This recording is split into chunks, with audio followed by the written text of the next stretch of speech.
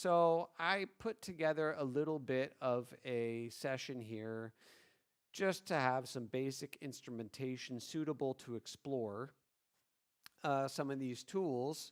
And, you know, MIDI Toolset 3, which is now included in our MIDI Tools bundle, is comprised of 4 generators and 8 transformations. Generators, of course, generating MIDI out of thin air. Transformations, transforming that MIDI into something else, or transforming any MIDI into something else. But with that said, I think it's probably appropriate to start with the generators. So a fun one, a good starting point, I thought might be this new Rematrix, which is at its core a probability matrix that allows us to sort of juggle beats. Now we could experiment with it melodically, but you know, the intended purpose, so to say, other than doing whatever you want it to do, is to do some beat juggling type stuff. So I'll just play some of these drum clips I already made with it. And again, I tried to boost the vocals in relation to the music, but as ever, please let me know if the balance is off out there. So I've got basically a drum rack here with 4 different looped simplers on the bottom, and then on the top I've got some sliced simplers, and I ended up just using that sliced here. So we can use this Rematrix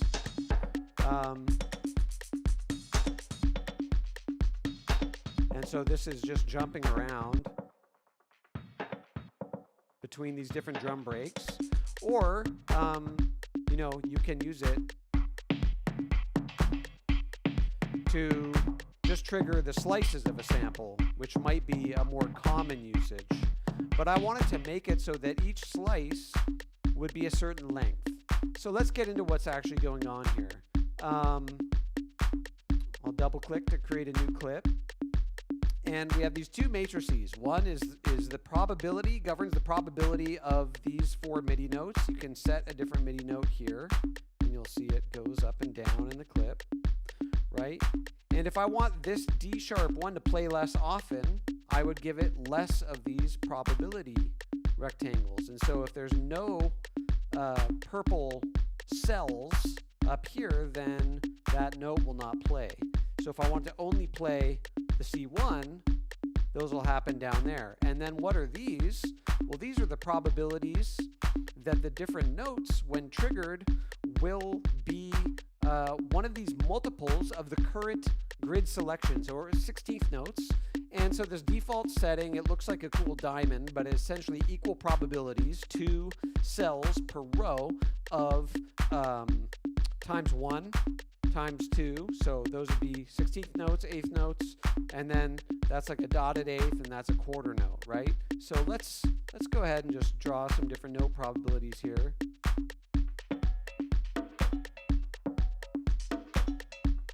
And so I do have some filtration dancing around here, which maybe I'll just disable so we can hear a little more clearly without the modulation on it. And that's like a really cool little chop of those different drums. And the thing is, right, is the pattern holds the notes until the start of the next note. And so you really get a proper juggle between them. Now, there are a variety of other features we can play with here, such as shortening or elongating the triggered notes. We can set their bass velocity and deviation here, and we can transpose them up or down an octave, which is useful if you've got a full drum rack full of different drum sounds, or you know, if you're doing something more melodic with it, in which case you might want to enable the scale awareness. Let's do one more of these, and let's set it to a longer duration. Let's do 2 bars, and let's set this to a 5, multiplier of 5.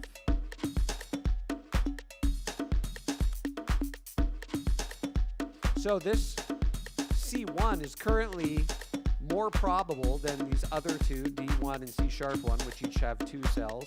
And D#1 is the least probable. That doesn't stop it from happening 3 times there. But we can remove that.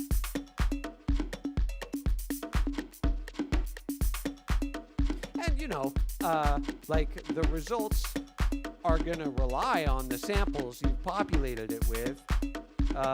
And you can experiment with different timings here as well. Like, I actually like this clip, so I'm going to go ahead and do another one. Let's go. Yeah, 2 bars is working for me. Now I've got the times 5 here. But what if we want like times 6 multiplier here? So now, and let's even these out a little bit.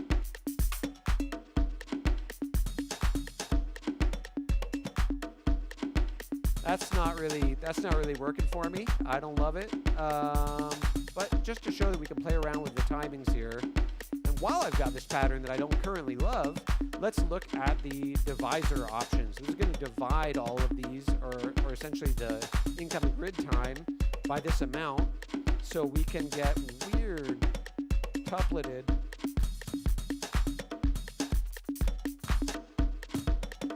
you know, this is for the heads, so to say. Maybe just expert use only. It's going to be based on the multipliers that are going into it. But it allows you to experiment with different irregular timings for more experimental type music. And then we can also set these to 0. And so that's going to deactivate the notes that happen to be playing at that multiplier interval. So, okay, I think that's enough of that. Let's try it now on the breaks.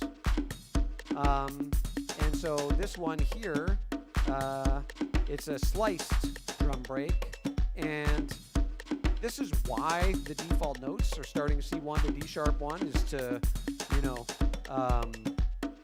work pretty easily with sliced simplers and the like, drum racks as well. But yeah, I don't think I want that times 6. Let's go to a times 2, and let's try it out.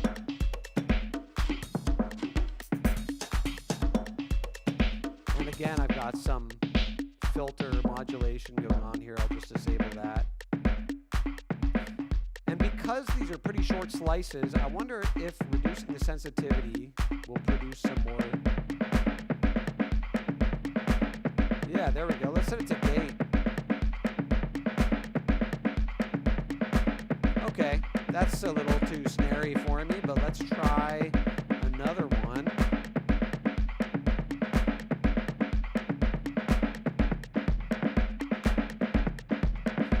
So hopefully you got the idea, right? There's a lot of possibilities here, and I just want to go back to that one I had over here.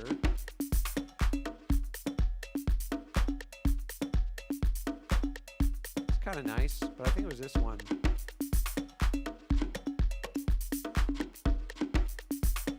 Maybe that one's better. Okay, continuing along. Please dive in with any questions about what's going on. So that's the Rematrix.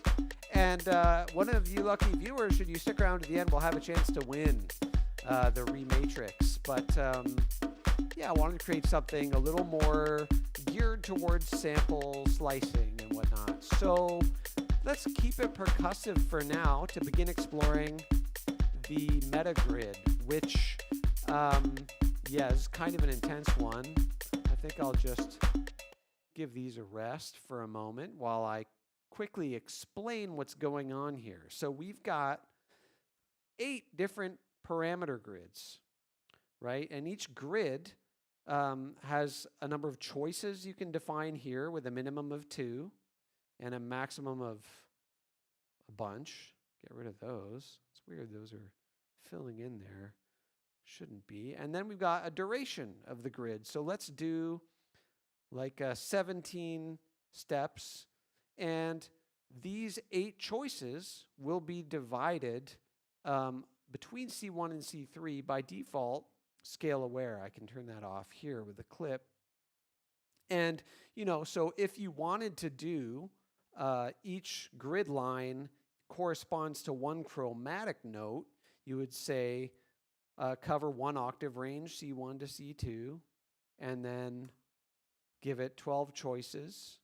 And then this is basically a piano roll at that point. But for me, I think it's a little more interesting to work with these distributions, these note distributions. So taking 5 choices and spreading them between, say, C5 and G2. This just gives me a different approach to melodic thinking. Now, we're not working with a melody yet. We'll do that in a moment. But yeah, so we've got the pitch grid, and each of these parameters gets its own grid.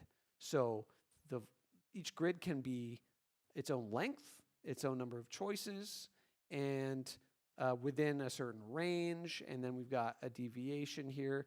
Each grid also has its own playback direction and can be independently randomized. So that's randomized the velocity, but not the pitch. If I want to randomize all of them, including their lengths, I can click there. And along the bottom, we have the mute grid. And so now I've got this pattern here that's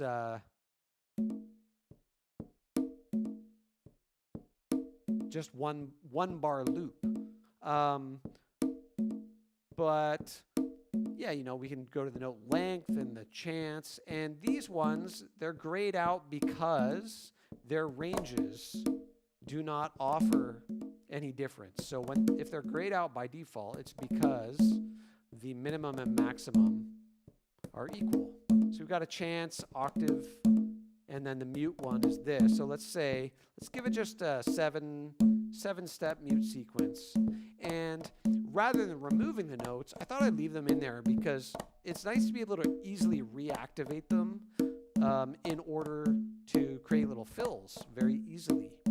But right now, we've just generated 1 bar. So now what I can do to really unfold this multi-layered grid of different lengths is to just type in, let's do 64 bars.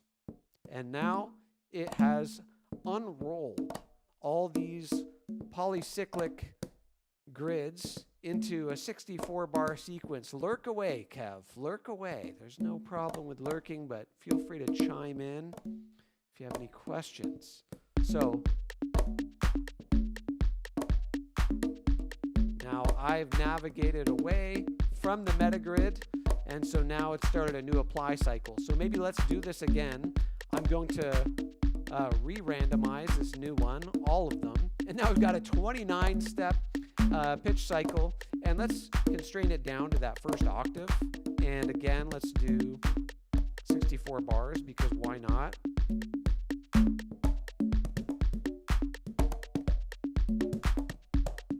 And so the mute cycle is 8 steps. Let's go ahead and make the mute cycle, oh, it's 10. Oh, that's even cooler. That's fine. Let's stick with 10. But then, you know, as I zoom in here, we can change the direction on when that mute cycle starts, okay?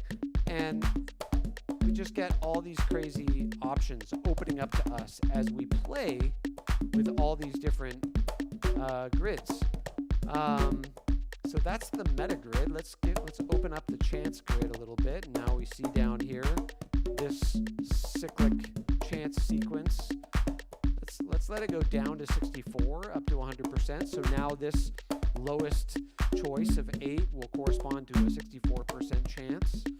And we can see this pattern reflected, this repeating 9-step cycle of chance. So you get all these overlapping polycyclic grid cycles. It's pretty cool. So while that's just kind of riffing away, and you know, I think that while that's happening, I want to give it all a little velocity deviation, which I could have done in the grid, but I navigated away, so let's just let it do that. And let's just quickly explore using the meta grid on something properly melodic before moving on to some of the other tools here. And don't be shy to dive in and ask me to repeat or clarify or whatever. Okay, so we got some vibey little drums jamming away here, and yeah, let's try it on this drift synth. It's a very basic patch, but yeah, let's just start with a little bass line sequence, and I've just randomized this grid. So what we can do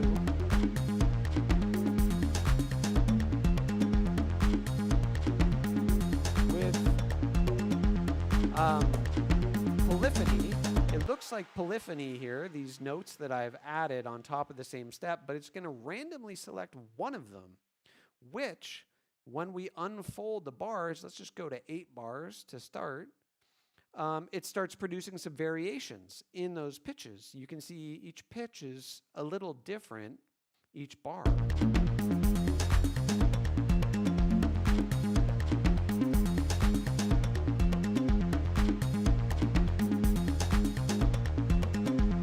So you can hear those changes. Now I don't love this pattern. Let's do this again.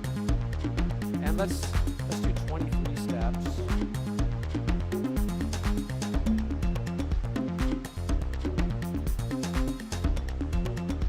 And this is where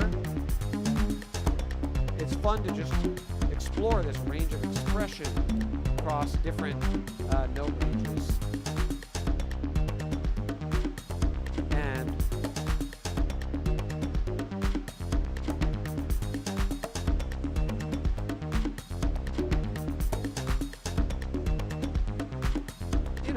and this is the grim reality of randomness. It's not always going to be exactly what you're looking for. Maybe you need to work with it, massage it a little, dance with it a bit. Okay, but let's try and unfold this into something a little more interesting.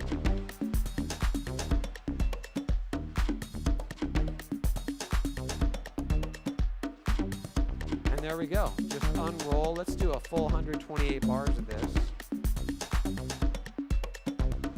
And let's go to something a little more interesting. Let's go to the octave grid and give it a range of 0 to 1.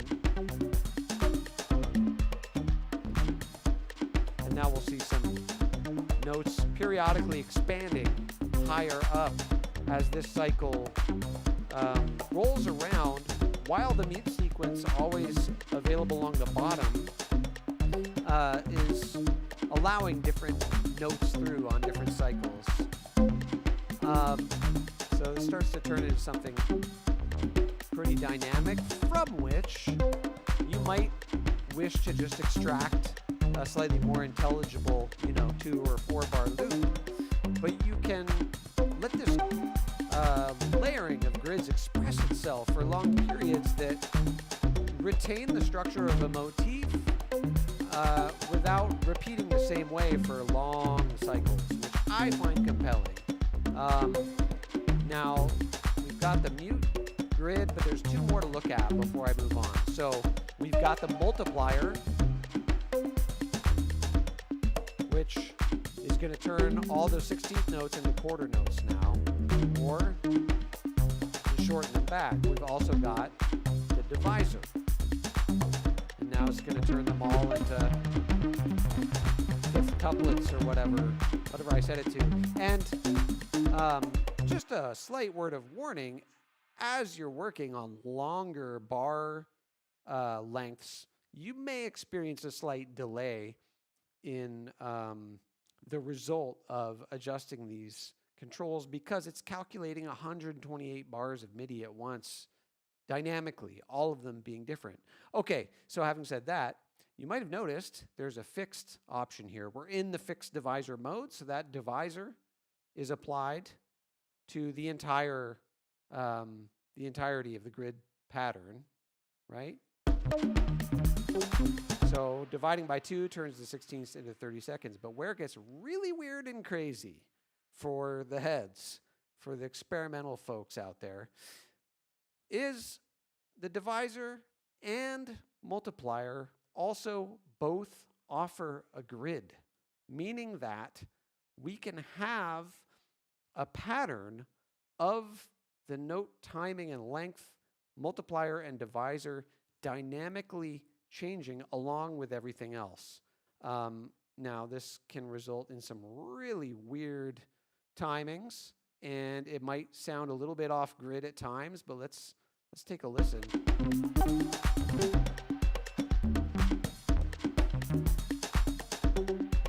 Now, this is not mandatory, and you can leave that deactivated, right? But it opens up possibilities I've not seen in other sequencers of any kind. So, I think I'll just go ahead and deactivate those for now, but they also have a randomization and a number of choices and a number of steps and a play direction option as well. So I'll just go back to my fixed divisor, and I could leave the grid multiplier and set it to 3. So now these will be times 1, 2, 3, and then they'll be periodically elongating, which just makes it that much more dynamic. But, you know, this kind of thing makes more sense perhaps with a deviation, as I showed on the conga, for maybe something a little more rhythmic, lively, changing, but natural and polyrhythmic, polycyclic sounding. Instead, let's go now and try something else with the drift. I'll just rename these.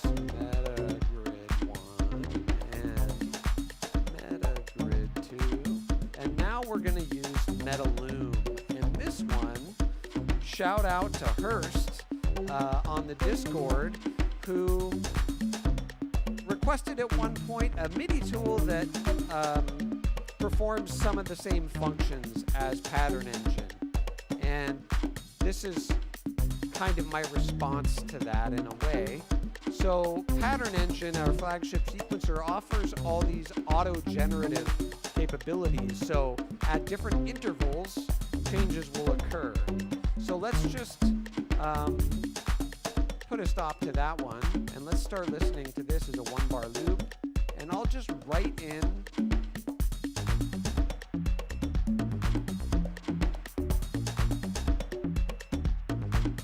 what will ultimately be a beginning sequence.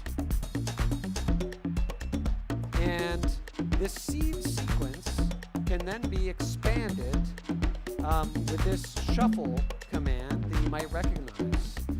We can also go polycyclic here, shortening the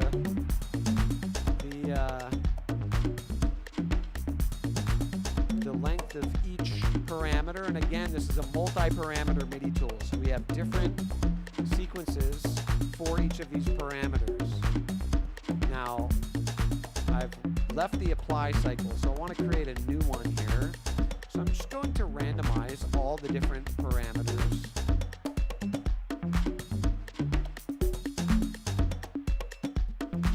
And there is a chance sequence, and I think I just want to leave chance up at almost 100. And I guess it's the mute sequence that is kind of interfering with that. Now I can invert the mutes easily. Okay, so that's not so compelling. But again, here's where it gets interesting, is we have up here, and remember this is all info view annotated, this is our bar count. So I can also unfurl this, similarly to Metagrid, up to 64 bars. And because the pitch has the auto randomization enabled every 4 bars, you'll notice we get a slightly different pitch sequence every 4 bars. Now I'm going to set everything to a 4-bar interval and enable it for all the different parameters. So we get a 64-bar sequence. It's continuously evolving and permutating. And it's baked right into the MIDI clip, scale aware. So each one of these parameters has its own minimum and maximum. This is a global octave control. For all the pitches, we have forward, backward, reverse. And this is our bar reset corresponding to the individual bar reset here. So like, it's gonna change every 4 bars, but let's do like a 7-step length on the pitch. And I'll start this again from the top. Now, some of those steps are muted, right? So we can see the pattern repeating, but the mutes are overlapping in such a way that it's not seeming like such a repetitive pattern. Okay. I'm going to call that Metaloom X7. Okay, so, you know, this one might benefit from a narrower range. And let's try going back to a 16-bar cycle, and maybe let's randomize just the pitch every 2 bars.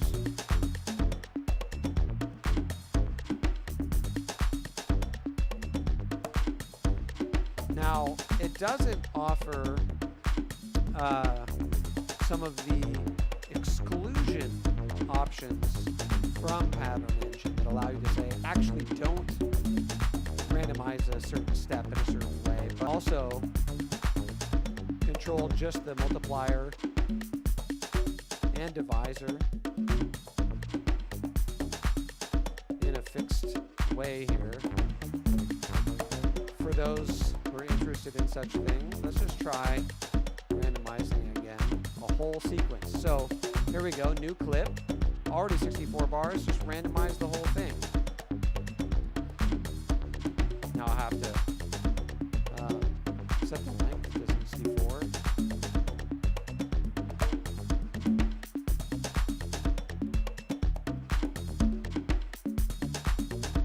Okay, nice. That's doing something. We call it X2 because the pitch is jumping every 2 bars. Yeah, so that's Metaloom, fairly intensive auto-generative sequencer. So it's not just creating one sequence, it's creating a permutation of sequences. Let's try this one more time at a more musically sort of intelligible interval. So I'm going to say every 8 bars. Let's randomize every 8 bars for, let's do 200 bars. We might get a little spinning circle while it calculates. No, that was so rapid.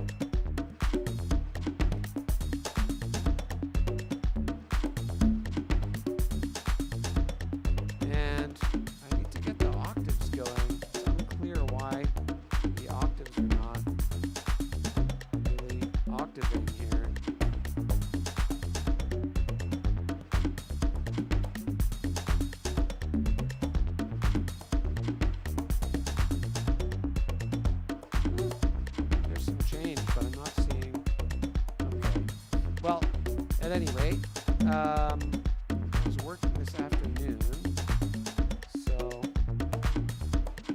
I think it might have to do with this patch overall, but we've got the chance sequence happening as well.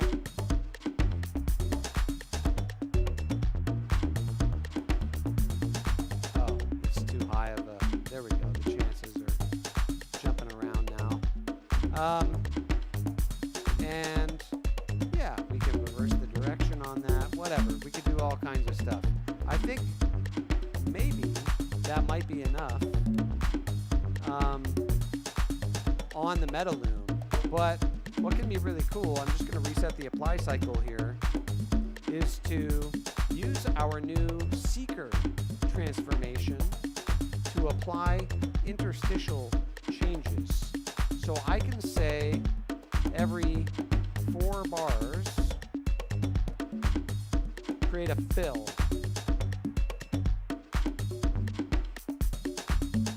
And now as I zoom in here, we've got every 4th bar and 0 beats for 4 beats. Randomization of the pitches between this range, -12 and +12. And I think I want to go actually to the chances, and I'm just just going to set them all to 100% relative to their current position. Yeah, let's do a little chance control on the y-axis just to get all the chances back up. I guess it's 100% relative to the current value, so I'm not going to absolute it. But there are a lot of interesting things we can do with this seeker tool. Like we can use it as a semi-generative option. So I'm going to create a new, very simple MIDI clip here. We're in the C minor, right? And yeah, you can hear those little turnarounds every 4 bars. Now these are deactivated with a low chance, so we're not hearing all of them. But like here, we can see a nice little change. So the seeker with the fill mode allows you to say every X number of bars, manipulate the MIDI by this amount. But yeah, let's just look at using the seeker in a more raw sort of setting. So here we have, yeah, let's just do the most absolute, dead simple, basic clip possible. Let's go 8 bars. I want to make sure the whole thing is selected. And I don't need the chance to be controlled by this puck. So basically, again, we've got multiple parameters. And we can say which axis we want the puck to control, X or Y. And it's still set on that fill mode. So if I set it to every 0, then this just turns into a randomization, right? And so this is the range that this y-axis will control for the pitch. Let's go to velocity and enable it. And let's leave it on the y-axis. You can toggle to the x-axis. And this is the plus minus velocity, right? Away from their current values. And we can enable the length as well. And the length is by default on the x-axis. And now we're getting some shorter and longer notes. And yeah, it's maybe easier to see if I zoom in a bit. And we can also juggle the notes around with the offset. So we're juggling their positional offset in this number of current grid interval steps, -8, +8 on the X or Y axis. But I'm just going to turn that off actually. And with chords enabled, if this was polyphonic, each polyphonic chord would be manipulated in the same way. But okay, so now we've just got this basically somewhat random pattern hugging around the original note I had, which is not so interesting. Let's calm down some of this percussion and look at the other mode here. So let's put it to an evolve mode, which turns it into, not unlike the Metaloom as I just showed, every 4 bars we will get a new randomized sequence of this length of steps. And this is just to offset where it starts relative to the clock. So you can see here is a randomization of 16, and then here at the next 4 bar section we have a different repeating randomization of 16 steps. So this gets interesting when we set this. I mean, it's already interesting, I guess, but what if we set it to like an 11-step randomization every 2 bars?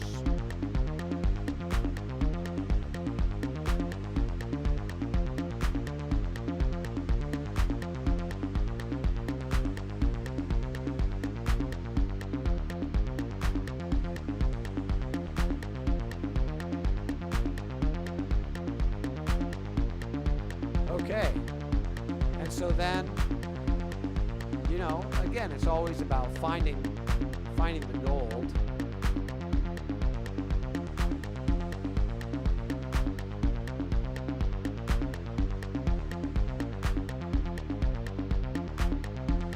And so, you know, I wonder if we, there we go. Just play with these a little bit. Getting some early 90s proto trance going.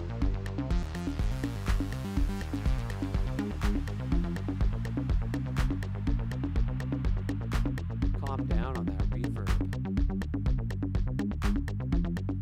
So, like, yeah, it generated, instead of pure randomness, it took the incoming notes and said, every 2 bars generate a new 11-step randomization that will be repeated until the next 2 bars, at which point generate another 11-step randomization. So let's try doing this one more time with a less regular rhythmic pattern. So let's go, you know,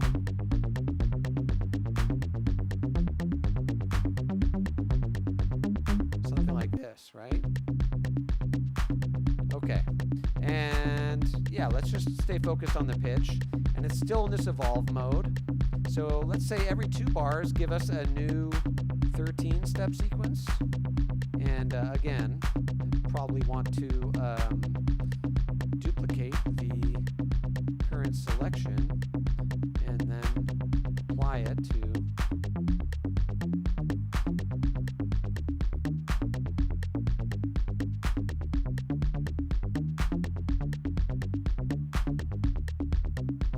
let's try just so we can really hear what's going on. An 8-step sequence. And the 8 steps, so this is why I wanted to create this different rhythmic pattern, because these steps are counted on a per interval basis, or how can I say this? On a per note instance basis rather than on the raw grid. So this 8-step randomization includes 1, 2, 3, 4, 5, 6, 7, 8, and then here is where it rolls over, because there's 9 notes in this rhythmic pattern I wrote in. So if I set it to 9, we should hear a more consistent expression from one bar to the next.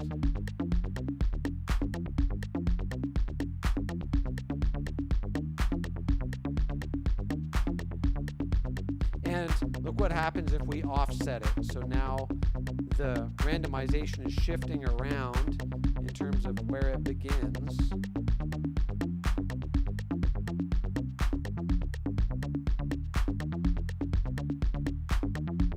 So now it's kind of started almost in the middle. I'll just reset that. So this is immensely powerful, and let's pretend that we really like this, yeah? So I'm just gonna duplicate it to 16, select the whole thing, switch this to the fill mode, and then, based on this sequence that let's pretend we're in love with, I will create a variation every 4 bars, again, by this amount. And we can say, let's just do it on the last 2 beats of each measure. And let's do it by a wider pitch range, so we're gonna get some higher octave notes. It's maybe too much.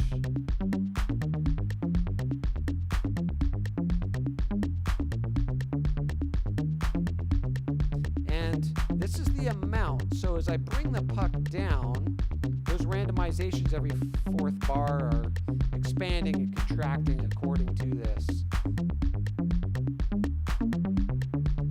So hopefully you're beginning to see how using these tools in combination can generate extended sequences with dynamic fills and change-ups happening at specified intervals, all of which, sure, is going to require a little bit of your personal touch to get the most out of it and really make it your own. But I think it's pretty powerful.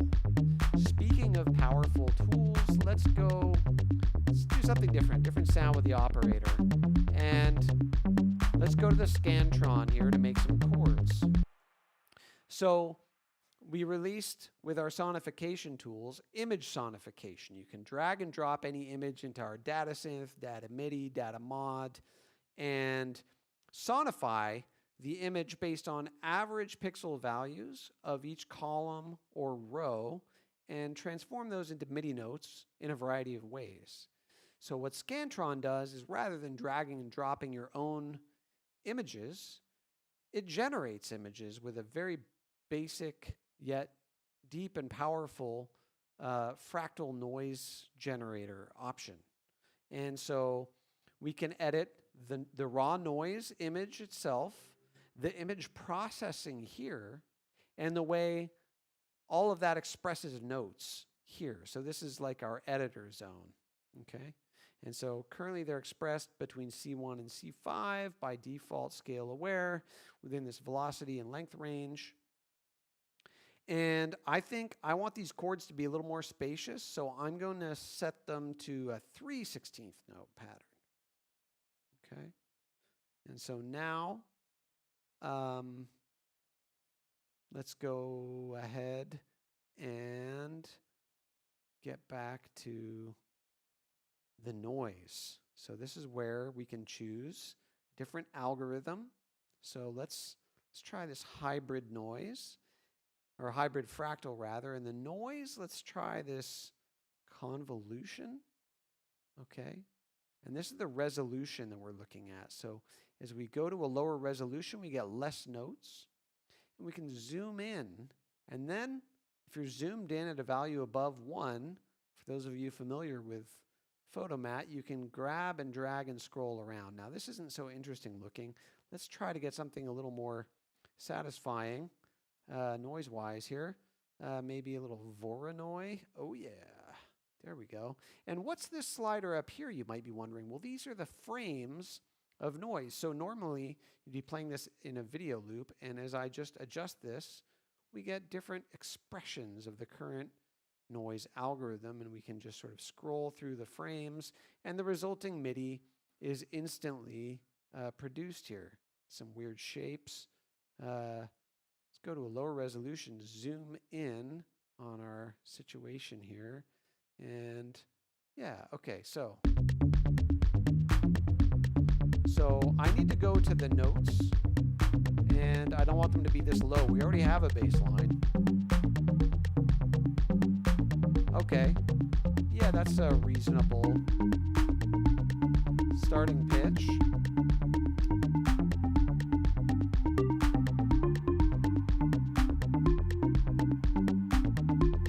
Okay, that could work. Now, I want this to produce chords.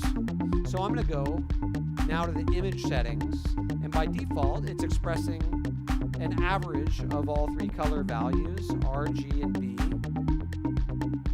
And as I adjust them, you'll see the notes reflect this. I can also exaggerate the contrast and exaggerate the brightness, and the notes adjust along with that. But where was I? Right, we're doing chords. So I want to use the poly mode, in which case the red, green, and blue, just like with Data MIDI, are expressed as 3 separate note lanes. Now, if those values are relatively close together, you might want to increase this spread amount.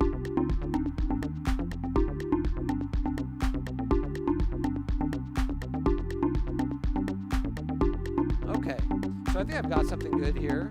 I think I'm just going to have to go and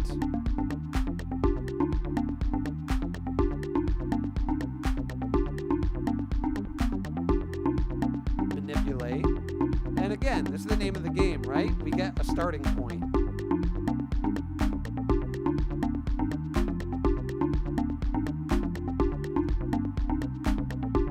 It's not a direct expression of that noise anymore, but we found something. I'll deactivate this one. Maybe these could be a little longer.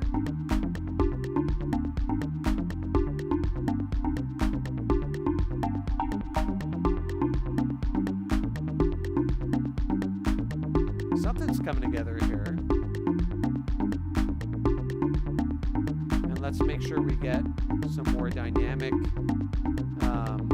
Well, I've already clicked out of the apply cycle, so we'll figure out another way to express the velocities here.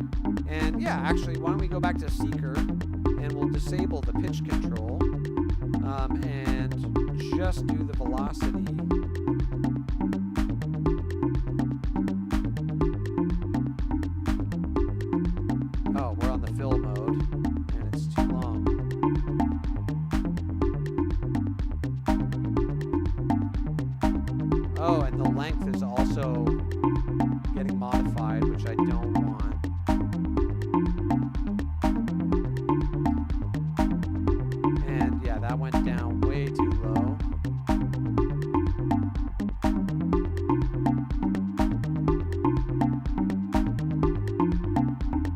Okay, it's a little loud, isn't it? But let's go ahead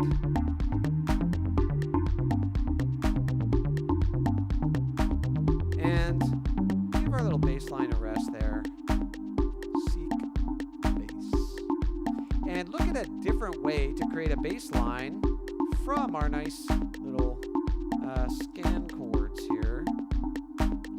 And rename it scan bass. And now I'm going to select those chords and use our new Monetizer. Cleverly, or not so cleverly, maybe kind of stupidly named transformation. It allows me to select one of these different algorithms to extract MIDI notes from these chords.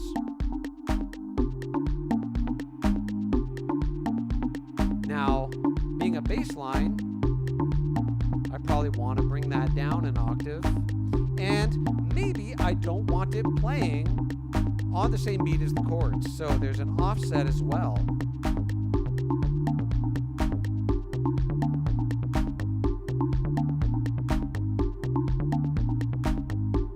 Okay, now we can explore the different algorithms.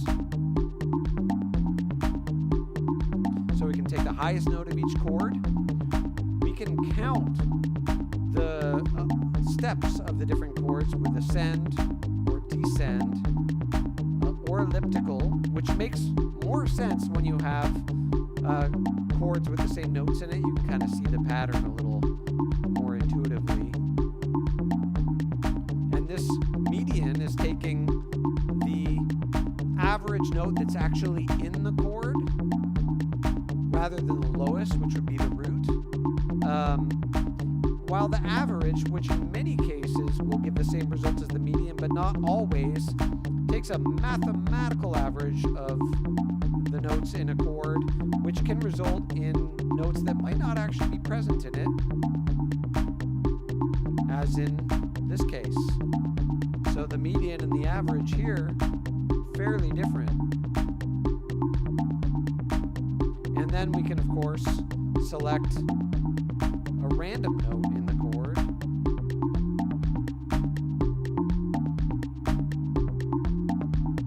And this offset, of course, is in current grid intervals. And so we created those chords from the Scantron and then tweaked them a little bit and extracted a bass line from them with the Monetizer. And I like this random one at that low octave. Let's try one more variant here. Let's go ahead and grab ourselves a little wavetable. And I think I want it mono with some glide and a little bit of random oscillator position modulation.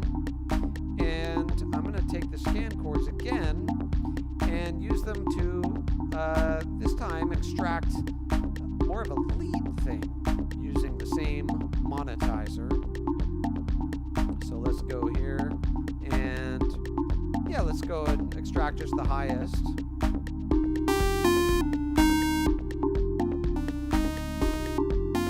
And that needs...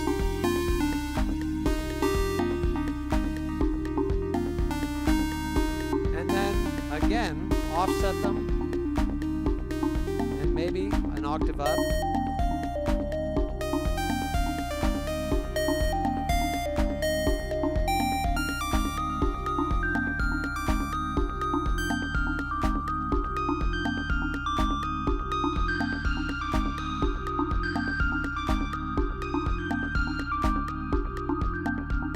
Just tweaking the sound a little bit here. Okay, so this would probably benefit from a longer pattern, right? But you're getting the sense, perhaps, of how this Monetizer can take a chord structure and very easily expand on it to create a bass line, a lead. Let's try doing the median on this one.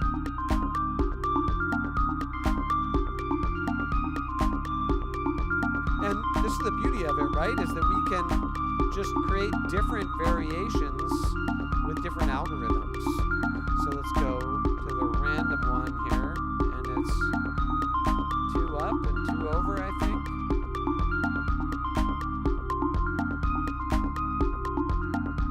I mean, that randomization isn't really... Okay, it's pushing the octave up each time successively. Let's try just... Well, the fixed mode just allows you to specify a specific note, which is not that exciting, but can be used to extract a rhythm for drums or whatever else from a chord pattern. Let's go to the average.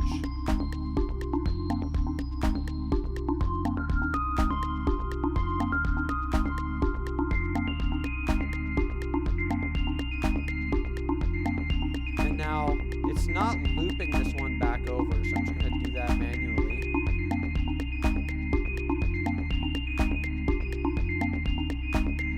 I think...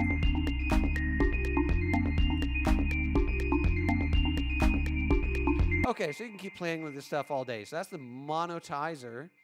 And what else should we get into now? I think maybe it would be fun to look at a little bit more with the Scantron. Like, for example, what if I wanted just a longer lead pattern? Well, the Scantron excels at such things because it creates from the noise these kind of lilting up and down patterns. Let me go grab a gradient noise and look at that.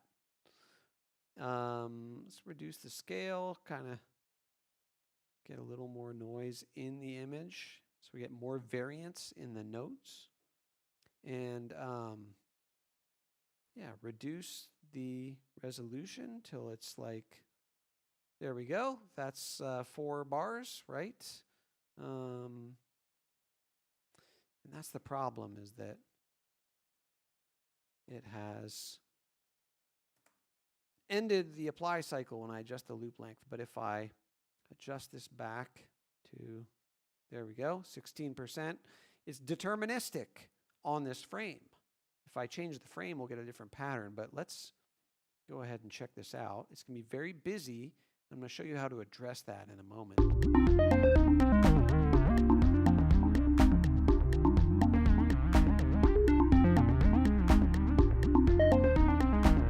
Okay. So if we don't want all those notes to come through, we can gate values, removing notes, muting them when they're below a threshold of pixel brightness we specify here. Let's play with our color settings.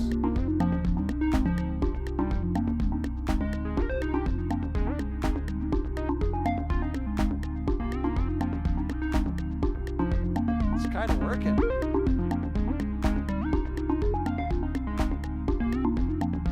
Why not?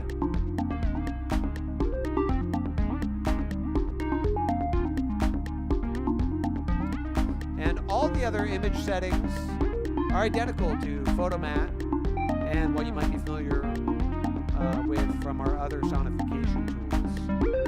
We can also adjust the overall hue. Hey, I love to see minds blown. Let's do another iteration or two of our Scantron, because, you know, we're having fun over here. Yeah, let's try some other noise algorithms here. Get that multi going. And let's see, is 32% gonna... No, it's not quite so mathematically. Das ist nicht ganz genau. Okay. Now let's zoom in. And now we can move around here, exploring the energy space of the resulting noise algorithm.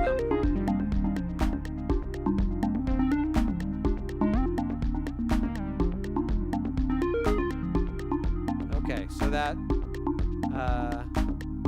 we can set back to 4 bars. That's fine. Yeah. And just gating out those lower notes gives us some nice space and keeps it more in a lead range. I can also rearrange the notes, and I can invert which ones are gated. So now the ones that are muted will be active. It's just an inverse.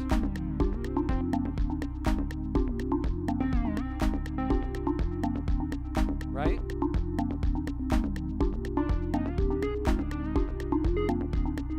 Now maybe I don't want velocity. Actually, let's invert the velocity so the lower notes are higher and the higher notes are lower velocity.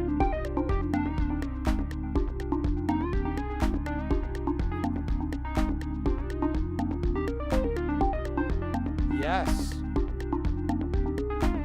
Visual noise algorithms playing leads like they've been doing it since day one.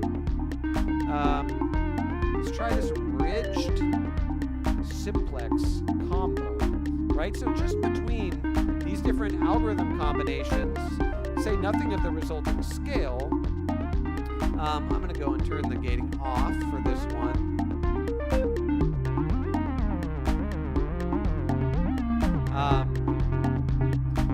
We can play with the frame here, move this up an octave, and then might as well go to the image settings and quickly look at the luminance mode, which is just going to force to different values. So as I increase the brightness of the image, we get more bright pixel rows. We switch the axis here. And we can also just isolate the blue pixels.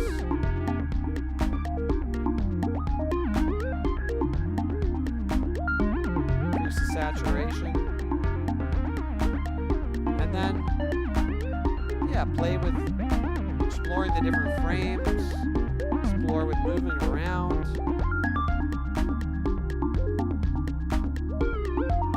And then I think the gate is perhaps our friend here.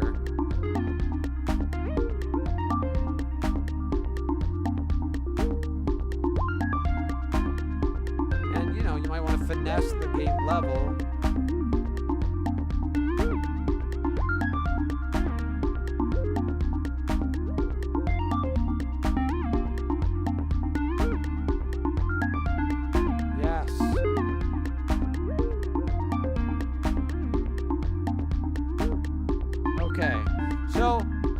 I'd be remiss if I didn't get into some of the other MIDI tool transformations that also come with our new MIDI Toolset 3. So I've duplicated this noise lead clip, and we can have all sorts of fun here. Let's look, for example, at the refractor. So what refractor is going to do is say note pitches within a range. I'm going to say between C4 and G8 get folded back into that range of C4 to G8. So as I move this down, we get those low notes where they originally were. Probably helpful if we can hear it.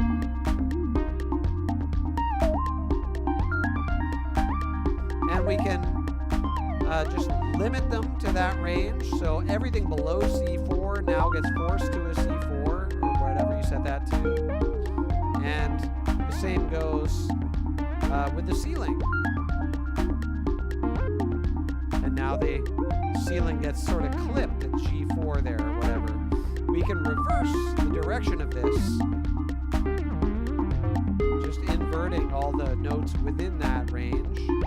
And we can also wrap them so that notes that exceed, that go above C5 now get transported down to the bottom and then climb up from there. So you got these wrap, fold, and limit algorithms to manipulate notes in these various ranges. Now you can enable and do the same with velocities, right?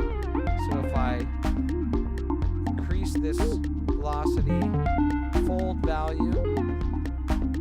expanding it so you can see what's going on there. And again, we can wrap them instead. Just exploring different variations, and we can do the same with the chance. And the length with this monophonic sound can be quite useful to wrap these settings around. Now in a similar vein, let's go here, duplicating to a new clip instance to explore the teleport. And these were inspired by some conversations with a user, Artur, who wanted actually quite a straightforward utility, but it got me thinking about all these different ways that notes could be moved around dynamically. So now, for example, I can say notes between C3 and C5 should now get teleported down to C0 and C2. So I just need to adjust one of these. And now all those notes that were high notes are now down here. It's a little too low.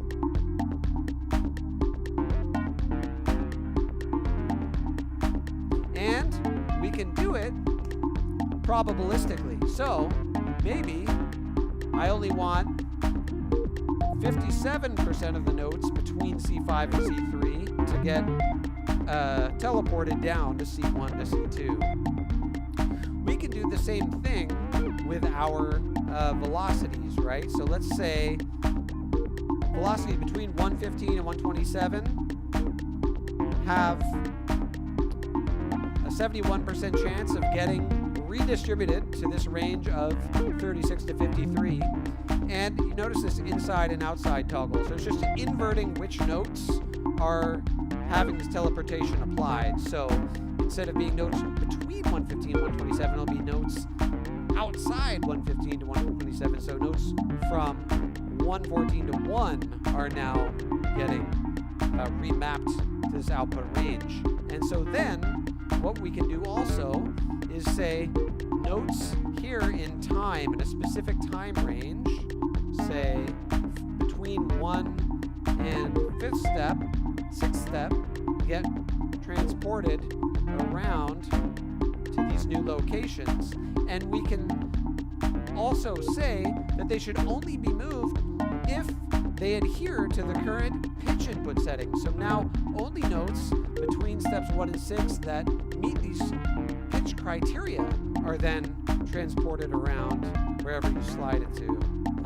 Then you can just type in whatever location you want. You can also force it to be notes that are within the velocity criteria as well. So that's the teleport and the refractor. What else can I show you here? We've gone through the seeker. Right, so now it's down to the replacer, the paraswap, the multi-swap, and the Quantographer. So these are actually pretty important. Let's start with the multi-swap. And I'm just going to give these chords a pause so we can hear more reliably these congas. And I need to see what note is that conga on.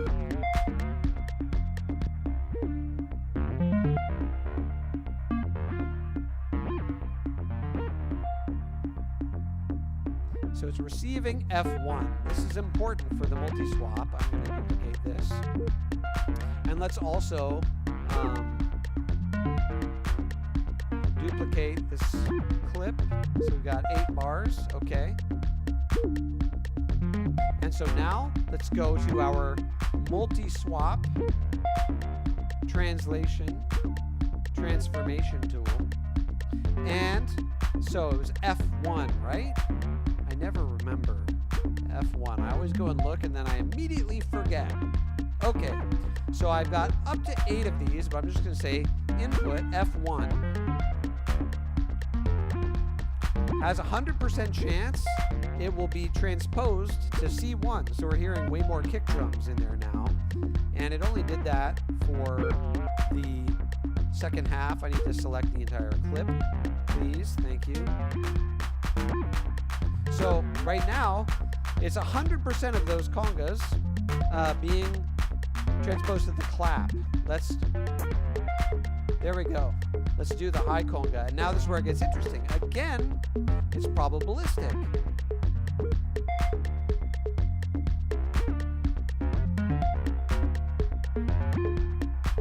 And it's also count-based. So let's say every third of those F1 mid-congas goes to the G1.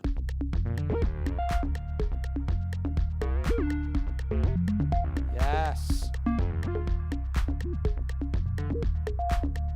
Now we can invert that. So every non-third note will be swapped to the G1. And I preferred it every third note. And we can offset where that count begins. So you see the note pattern changes here. And maybe I only wanted to do that every third note, offset by 1, 77% of the time. So it's still mostly happening. Let's go down a little bit less. So we can create a count-based probability between two notes. Now let's go and write some. Oh, you know what? Let's just. Yeah, okay. This is great. This can be a great way to write a hi-hat pattern. I never conceived of it this way, but it should do something pretty cool here. I'm going to take a roundabout way to create a bunch of hi-hats here. Whoa, excuse me, sir. There we go. That'll do. Okay, and then let's make sure the whole clip span is selected here. Starting at bar 8 for some reason. That's weird. Anyway, okay, and then let's go now to F# 1. Okay, F# 1. Pays to know which notes you're dealing with. So now I'm going to say, oh yeah, where's the open hat though? Open hat, A# 1. Okay, so I want to use this to say that 50% of every fifth closed hat will become an open hat. Let's see if that works as I activate it.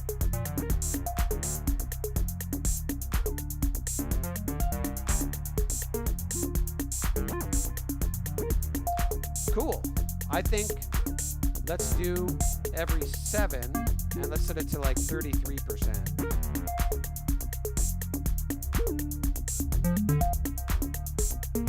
Okay.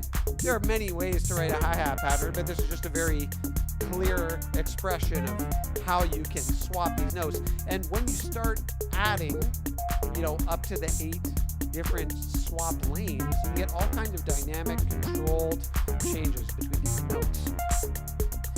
In a similar vein, let's go back to our wavetable lead here, and let's select the whole 4-bar clip and look at the paraswap transformation, which is going to swap velocities within this, above this range to that value, and below that range to that value. So any velocities, let's say below 45, now go down to a 1.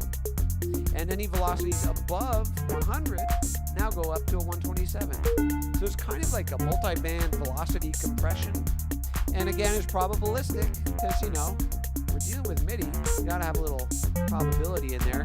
And we can do this with lengths and chances as well. So any chances above 50% can become 100.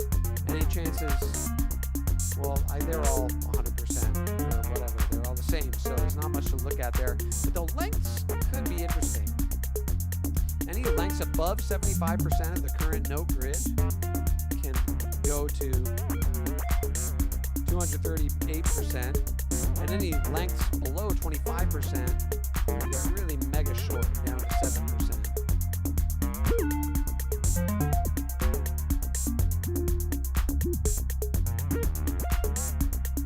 It's actually really working with the monophony here. Yeah. Okay, we're getting close, but there's still some cool ones here. Let me just do an inventory. Monetizer, multi-swap,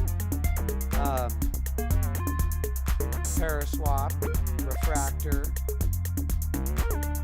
seeker, teleport. So we're just waiting for the replacer and quantographer. So these are both very drums oriented. So the replacer, again, the user I mentioned, Artur, wanted this utility, in fact, that I'm about to show, which is due to the fact that they were working with MIDI files, as I understood it, that were set up for older drum machines. And Artur wanted to easily remap those drum patterns to the corresponding pads of a drum rack, so that the snare of the old MIDI clip for the old drum machine, even though it was like all the way on D sharp 4 or something, would automatically be transposed down to its normal D1 or whatever it would be in a drum rack. And so the solution to that was, let me just go here and let's see. Let's just write another pattern here, and let's say that in this situation I want these hand claps to actually be converted to snares. So I believe that's one step down. So this might seem like a roundabout way of addressing it, but what Replacer does, and you can replace velocities too if you want, but so I believe that kick drum C1 is 36 MIDI note number. So you need to know the MIDI note number. But what we can do now is, it's going to be the dorkiest little example ever. But I'm going to move all the snares, all the hand claps down to snares, and the kick drums up to rim shots. So that would mean that I would say for kick drums to be rim shots, I would say the kick drums are 36 and the rim shots are 37. A comma here is optional, but I find it's useful to separate these pairs. And so if that's 37, that's 38. So hand clap, I believe, is 39, and I want it to go down to a 38. Once I've got all those entered in, I hit enter, and I only had the one note selected. So it would probably help if I had the whole clip selected, and then let's go ahead and retype them in. And here we go. I hope you're all ready for the world's dorkiest drum pattern. But the whole purpose of doing this as text is that you can save these drum maps as text files and just copy and paste them in. So if you're working with drum clips from a TR-8 or whatever, and it's got certain drum mapping, and you find yourself often wanting to work with it in a MIDI clip, you can just use the replacer, copy and paste your map in from a simple text file, and it will automatically fix it up for you. Now, far more exciting, in my view, is the Quantographer, which will be the final thing we look at today. And I think this hi-hat pattern is a good one to look at it with. And it's kind of a weird one. It's kind of a weird one, but I wanted to go off grid. I wanted to create a tool that would allow us to generate new rhythmic tupleted grooves that are unusual and that maybe we haven't heard before. So Quantographer allows us to specify how many grid divisions we want. So let's say there's 8 bars, and I want every half bar to take on a new timing. So in this case, I would say 8 times 2 is 16. So I want 16 divisions, and it has quantized everything down to the minimum. So now, across these divisions, what I'm doing now as I zoom in is you'll see the notes sliding around. So actually, maybe it makes more sense. I'm going to duplicate this clip here, and let's just focus on a single bar. When we're zoomed out to 8 bars, it's very hard to see what's going on with the actual note start timings, which is what we're dealing with here. So let's say I want 4 divisions. So each quarter note is gives me a new slider from which I can impose divisions of this amount. And I think I need to quantize them first. And now these are not really cooperating the way I expect. There we go. So this second section is now moving to these different tuplets. So each section of the clip can have a different tupleted groove. So this slider is now offering quantization values divided by 9. We can increase the maximum division numbers, getting increasingly weird quantizations. It's moving around with this crazy swing, and now I'm just adjusting this 4th segment here. And let's increase the divisions to a maximum of 23. And we can, of course, randomize. Okay, and so what is the purpose of this? Well, if you ended up with a groove you really liked, coming out of these different tupleted divisions, it's very simple.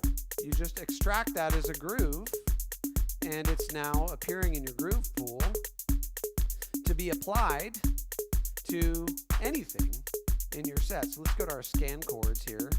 I'll duplicate this one. Whoops, didn't mean to solo. But let's just go and apply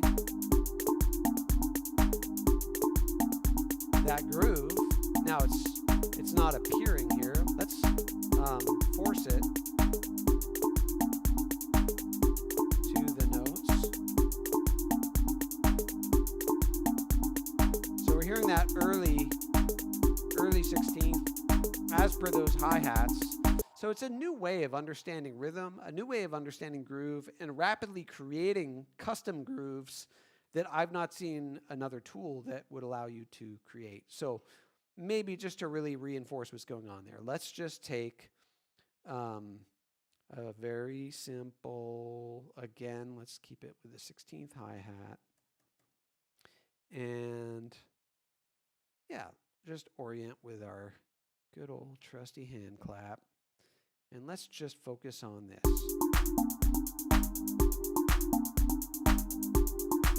Sorry, I don't want the other stuff happening. And now, select the clip. And now we're just adjusting these grid selections between these different available divisions. And you see the notes get sort of magnetized, quantized to the nearest available corresponding tuplet. And now I'm just adjusting the second segment, right? And if I wanted to have more intervals at which, so now if I'm adjusting it every 2 grid intervals, now every single 8th note of the grid is going to have a different tuplet timing to it. That's doing a little too much, as they say. Let's go to an 8 timing. So now this whole first half bar will have 1 tupleted timing, and the second half will have a different one. Now, I personally tend to find that dividing by quarter notes makes the most sense. So let's try and really get the first and third the same sort of timing, and then the second and the fourth are quite different. So the fourth is a finer, narrower tuplet, so those notes are closer together. Maybe it will make more sense to sort of invert that. And then again, if you like it, extract it. Groove -1. Let's rename it Quanto 2. Cool. And now let's hear how Quanto 2 sounds on our scan chords.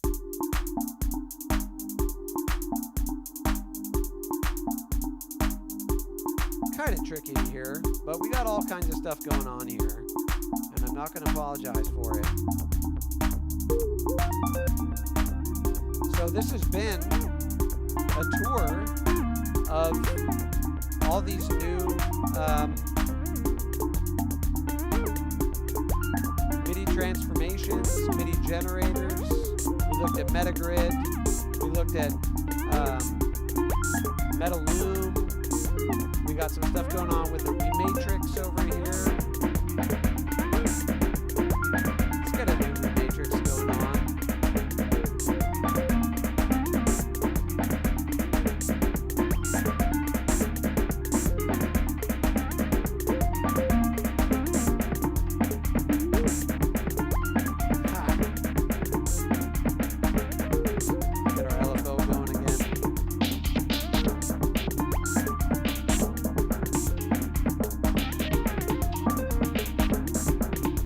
So, we've got 7 in the chat. One of you is going to win the Rematrix. Okay? So, here's how this is going to work. Okay, you all need to calm down.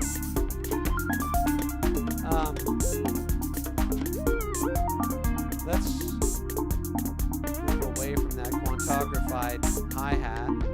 There we go.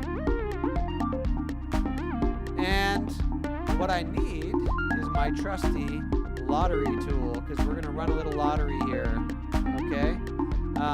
So how this works is I'm just going to grab this random number generator here, and let's put it in a range between 1 and 1,000. So if you want a chance to win the Rematrix, while I continue ranting here, you all have 2 minutes to enter a number between 1 and 1,000 in the chat. Whoever enters the closest number that we generate here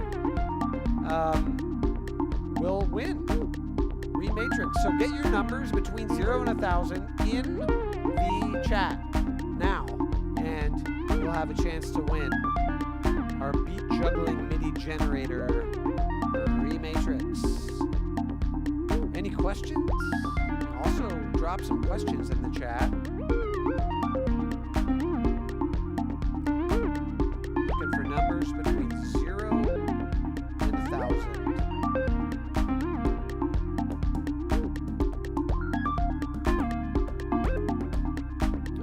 Maybe a good time to show one of the new features with the mutator, for example. Okay, so 667, Kev Human going 2/3 in. I like it. I like it. So let's check out the new mutator feature while I get your numbers in. So the mutator now has the legacy mode you might all be familiar with. And this comes with MIDI Toolset 1, but it now gets a manual mute grid of any number of note count steps, so you can much more easily just sort of tap in a mute pattern, and if you want it to be, 8 steps, it'll repeat a little more reliably, although not if the note pattern isn't so reliable. Neighbor of the beast, one step above.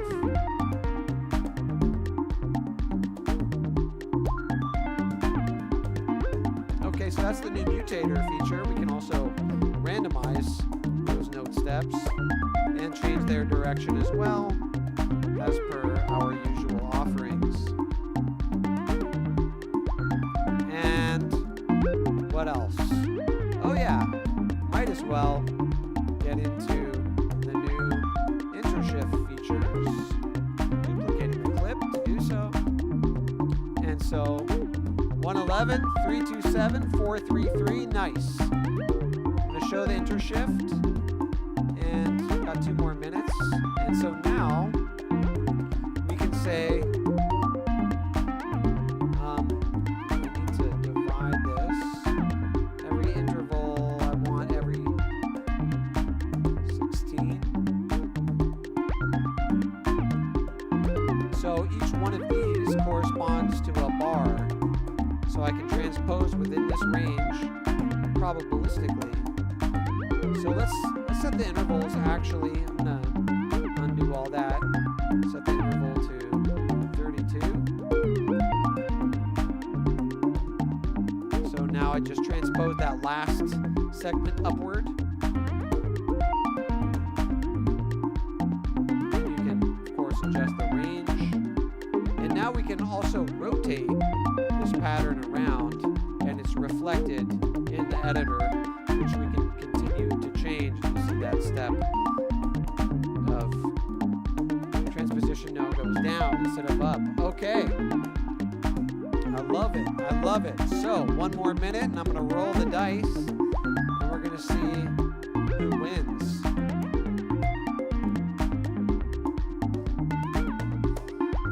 Oh, I think crack. I mean, that's a great question. I have to assume the Metaloom would get the closest to generating MIDI for a composer who likes classical stuff. I think it could work nicely for that. Yeah, so we were looking at generating these long passages that were transforming, automatically evolving at predetermined intervals, which could be useful for such things. Okay, it's time. It's time. It's time. No more numbers. No more numbers. I'm going to generate the winning number. When I click this button, we're going to get a random number result between 0 and 1,000. And here we go. 758. I think, if I'm not mistaken, that would go to Kev Human. Kev Human, you're a winner. You're a winner. Yeah.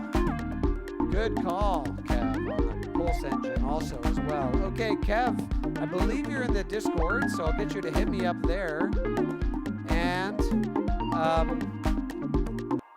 drop me a line. I'll get you the Rematrix.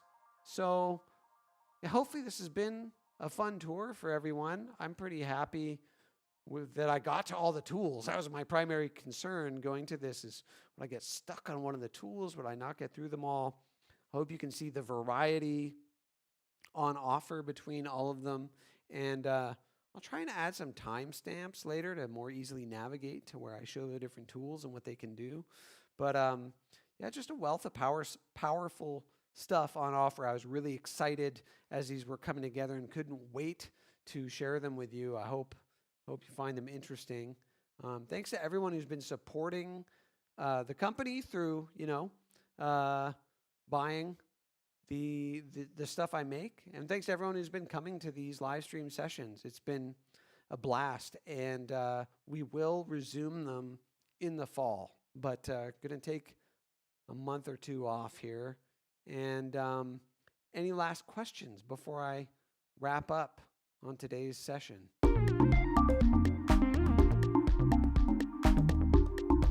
Looked at extracting melodic and polyphonic patterns from visual noise. Looked at polycyclic pattern generation with Metagrid. Looked at weaving extended sequences with Metaloom. We looked at beat juggling patterns with Rematrix that Kev Human won, first ever thing online to have won. Awesome, I love that. And we looked at a bunch of different utilities, including the intricately powerful Seeker, which allows you to evolve different patterns within existing MIDI and generate sort of turnaround fills with that MIDI at any phrasing you want, as well as all the multi-swap, paraswap, refractor, all these cool tools for moving MIDI around in dynamically musical and useful ways. So yes, have a great summer, everyone. Thanks for tuning in. Be well, be good to each other, be kind, and we'll see us next time around. Thanks for tuning in.